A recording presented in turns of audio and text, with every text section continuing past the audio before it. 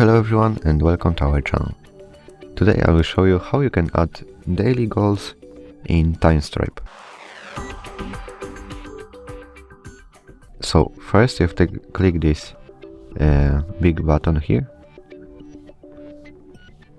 and here you have to click this add button, not this button. Here write goal name, for example homework, and click done, and that's all.